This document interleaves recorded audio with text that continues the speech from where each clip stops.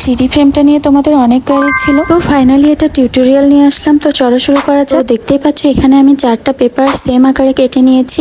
এখানে পরিমাপটা আমি বলে দিচ্ছি। 7 ইঞ্চি আমি লম্বায় নিয়েছি আর আড়ে 1 ইঞ্চির একটু কম রেখে আমি 5টা ঘর করে নিয়েছি। এখন দেখো আমি 2টা পেপারের 2 সাইড দিয়ে আধা ইঞ্চি করে কেটে নিচ্ছি, মানে এটা থাকলো তাহলে টোটাল 6 ইঞ্চি। এবার যে বাকি 2টা পেপার আছে সেটার মেজারমেন্ট আমি বলে দিচ্ছি। এখানে প্রথমে আমরা 1/2 ইঞ্চি বরাবর একটা মার্ক করে নেব, তারপর যে 1 ইঞ্চির একটু কম নিয়েছিলাম ঘরগুলো সেই সেম পরিমাপটা এখানে দিতে হবে। তোমাদের বোঝার সুবিধার্থে এখানে আমি পেন্সিল দিয়ে দাগ দিয়ে নিয়েছি। এখন এটা একটু ভালোভাবে খেয়াল করো, বাকি যে 2টা পেপার ছিল ওই 2টা পেপার আমরা এভাবে কাটিং করে নিব 2 সাইড দিয়ে। আমরা বানানোর সময় এটা স্ক্রিনশট দিয়ে রাখলে তোমরা ইজিলি পারবা। তাই মূলত ফ্রেমের মূল কাজ। আই হোপ তোমরা একটা ট্রাই করলে বাকি যে কোনো মেজারমেন্টে তোমরা নিজেরাই করতে পারবে। এখন দেখো মার্ক করা জায়গাগুলো আমি প্রত্যেকটা পয়েন্ট ভাঁজ করে নিচ্ছি। এবার এগুলো একটার সাথে আরেকটা জোড়া দেওয়ার পালা। তো দেখো একটার পর একটা রেখে আমি এভাবে এগুলো একটার সাথে আরেকটা অ্যাটাচ করে দিচ্ছি। এবার আমরা লাস্টের পেপারটা ফার্স্টের পেপারের সাথে ফিক্স করে দিব। এবার পেপারগুলো ফোল্ড করে দিলে আমাদের ফ্রেম রেডি। না ওয়েট, এখনো ফাইনাল টাচ বাকি। এখন নিচের পেপারটা গ্লু দিয়ে ফ্রেমের সাথে অ্যাটাচ করে দিব। এবারে নিচে একটা হোয়াইট কালারের পেপার দেবো। তোমরা চাইলে যে কোনো কালারের যে কোনো পেপার দিতে পারো। এভাবে ফ্রেম বানালে সুবিধা হচ্ছে ফ্রেমটা এক কালার, ভিতরে ব্যাকগ্রাউন্ডটা আরেক কালার করা যায়, জন্য ফ্রেমটা আরো এস্থেটিক লাগে। তো আমার ফ্রেমটা আজকে তোমাদের কেমন লাগবে অবশ্যই জানাবে।